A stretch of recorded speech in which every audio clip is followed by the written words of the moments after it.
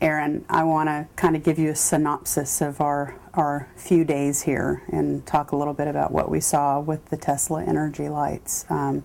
We started on Monday. Today is Thursday. So we had 3 full days of back-to-back Tesla light patients that were evaluating the lights and giving them a try. And we worked with both individuals that had autism spectrum disorders as well as a lot of their family members that came in to try them as well, because we wanted to look at the difference between what this was going to do for the kids who actually had autism and also what the benefits were going to be for those that were the caregivers that we know have a tremendous amount of stress and oxidative stress and, undue friction and anxiety in their lives because of what they deal with on a daily basis. So it's been pretty interesting. There's been a couple of things that I've seen over those few days. I think the 3 days that we've done it, we pretty much saw back-to-back people from the time we came in until the time we went home, all 3 days. So I don't know exactly how many we had, but I would say we probably had at least 15, wouldn't you? Mm-hmm. Okay, yeah. If not more. Did not have really any negative experiences, except we had one person who didn't quite know what to expect, and it taught us a really interesting lesson about telling people what to expect before they lay down, so that they don't have to worry about anxiety about what they're getting into. And we deal with a very high anxiety population to begin with, so that was a very good learning lesson for us. So many of our kids have some pretty chronic issues with chronic anxiety, with sensory integration dysfunction, which is really how their brain is interpreting outside influences that are coming in. So they're covering their ears. They're oversensitive to sound. They're sensitive to lights sometimes. They're smells, tastes, textures in clothing, seams and socks, things like that most people never even notice. That for many of our kids, we'll send them through the roof because their systems are either oversensitive or undersensitive. And so most of our kids are running on a couple of different things. They're running on anxiety, they're running on sensory integration dysfunction, and they're running on OCD. If they have Asperger's, they have another little paranoia component that goes in that as well. And so what we have to do before a lot of our kids are even teachable, and before we can really even start working with them on teaching them to modulate their moods and recognizing when they're in emotional excess and at a diving off the cliff point, we have to get them out of that fight or flight mode to get them to where they're even teachable, to where they're calmed down enough that when we explain things to them, they're present and they're processing that information. Because you can't, if you think about somebody getting robbed, that's not the best time for me to teach you trigonometry. When your anxiety and your adrenaline are just coursing like crazy, you're not really going to be present enough to learn calculus. It's not a good time to do that. So our kids stay in fight and flight mode a good portion of the time. And until we can pull them back a little bit from that, it's very hard to teach them. So what I found interesting with the lights is the shift that we see in calming. I think particularly about one of the little boys, Evan. Probably one of my most difficult patients. He's 7 years old. He is a beautiful child, sweet, sweet, sweet spirit.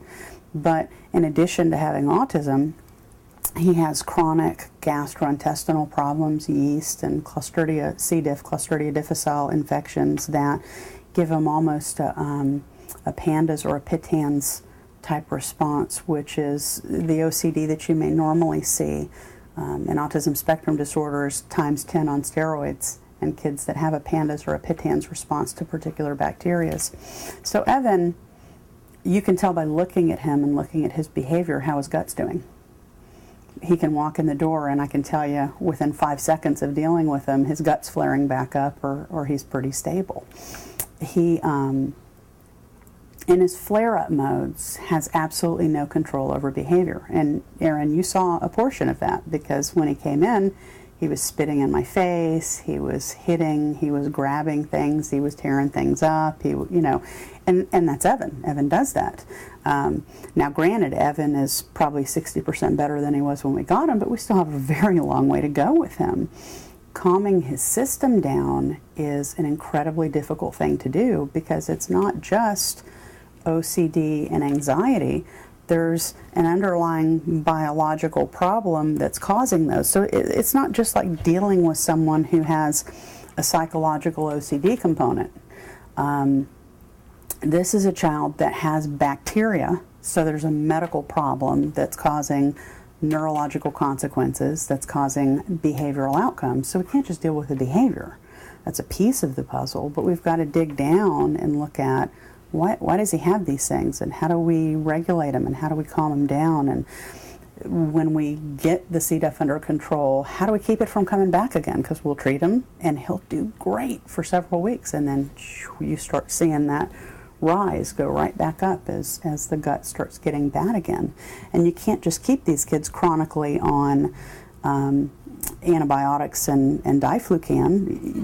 Systemically, that's not good for them. I mean, it can cause problems long term. So we got to find ways to really deal with the underlying issues. What was really interesting with Evan, Evan is very much a creature of habit. Evan is one of those kids that things have to be just so, in particular orders, and he wants them to be exactly the way that he expects them to be. If he comes in and something's out of sequence, or something's not like it's supposed to be, or there's one extra person here in the building that he didn't expect to be here before he arrived, he's going to blow.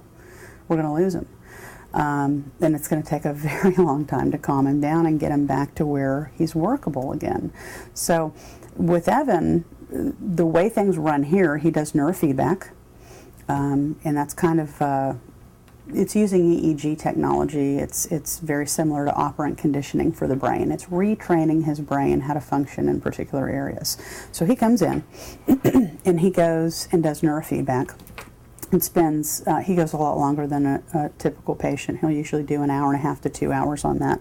And when he comes in, he's very much like he was when you saw him. He's fighting and yelling and screaming, and a lot of times, and this sounds horrible, it's not in a bad way, but a lot of times we have to really hold him to get him set up. And then once we turn that neurofeedback system on, you see him go. The minute it turns on, he relaxes. He'll sit the whole rest of the time and watch that movie. And then when he gets done with the movie, we'll do an art project. And that usually lasts about an hour. Well, so we did the neurofeedback. He came in, we did a Tesla light session. And what we saw with him was a pretty significant change. The child that you see come in when we do neurofeedback, and then the child that you see walk out, are two very different children. The shift with neurofeedback is profound with him. It's immediate with him. And, for the longest time he did it 4 days a week because he couldn't go more than a day without doing it, without just completely flying off the charts again. And steadily, he's being able to spread that out more and more where he can maintain that consistency over time. Well, we did the Tesla lights with him, and what we ended up seeing with him on the other side of that, his mother said, and we have film footage of this too, his mother said, I've never seen him this calm before. Never. I haven't either. I've been working with Evan for years. I've never seen Evan behave that way before. He was calm, he was collected. We have some examples of his coloring. He did some artwork before we did the Tesla session, and the coloring was outside the lines. It was scribble, scrabble, And then we look at the artwork that we did after the sessions, perfectly aligned. It's filled in symmetrically. It's, it looks like two different kids' artwork. It looks like the difference between a preschooler and a fifth grader, which is pretty significant. He did sidewalk art with us. That's one of the things Evan loves to do with me, is sidewalk art projects.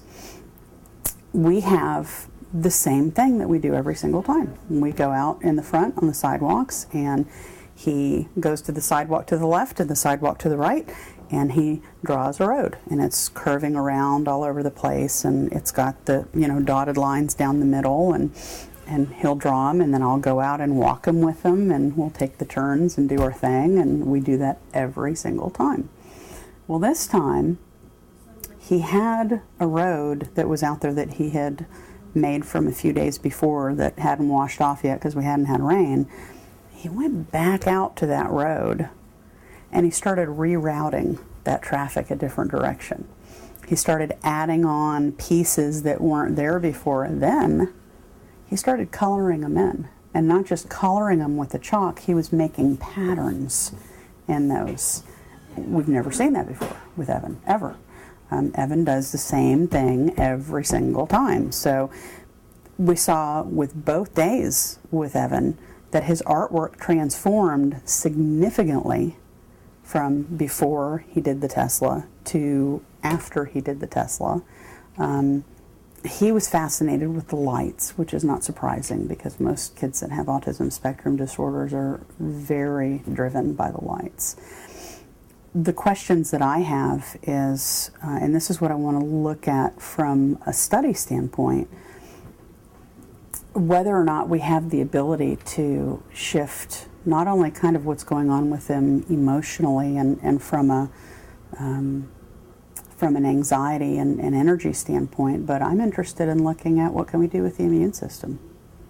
Because we know that with kids that have autism spectrum disorders, it's not a behavioral disorder. Behavior is the outcome.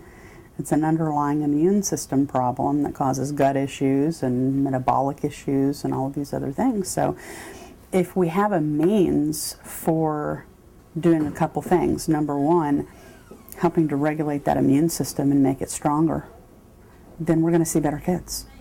If we can use it, as you said, not as a standalone, because that would really be wasting that technology, but using it as a means to make what we're already doing more effective, to see that efficacy rise significantly, that's huge. Because then we go from seeing a kid that might take 70 sessions in neurofeedback to really make the progress that we're wanting to see. Well, if Tesla can increase that efficacy and get us to a point where we can do that in 30 sessions or 40 sessions, how much time are we cutting down on that? And how much time is that adding in their life and being more functional and getting them at a much sooner rate where we want them to go? So to me, those are all things that are significant. So there's a few interesting things that I want to look at. I definitely want to do a study because I don't think the things that I want to look at are really being looked at this point. I want to be able to do the Tesla lights with these kids, and I want to use them in conjunction with neurofeedback. And what I want to do is brain map the kids on the front end of Tesla and brain map them on the back end of Tesla. Why do I want to do that? Because we look at some of the things that are out there on videos with Tesla, and you hear a lot of subjective experiences. You hear people saying, oh, I feel so much better. Oh, I feel peaceful, whatever. And I'm not discounting that. I'm sure that they do. I like data. And I don't want to hear just the feel-good portion of that. I want to see the data that coincides with that. Because there's placebo effect in anything that you do. I can tell you if I touch you, I'm going to make you better. And if you believe that and I touch you, then there's a good possibility you may feel a little bit better, even though nothing really happened, right? So how do we separate fact from fiction or fact from subjective thought and look at, is this really making some kind of a shift in these kids, or is it placebo? Well, one of the things that you got to see was the GDV alignments and shifting, so I gave you some degree of of perception. We're going to have to raise the funding to get that GDV, and I think it's significant for a couple of reasons. Number one, people need to see a difference. I think if people come in and they use the lights and, no, I'm not really sure, I can't tell if I feel better or not, I'm not sure, I'm not sure how committed they'll be to continue with it long enough to really see the benefits that they need to see, because people have a tendency to get discouraged in things and not continue to follow through if there's not something visual to show them that something really is changing. So from that aspect, I think it's important.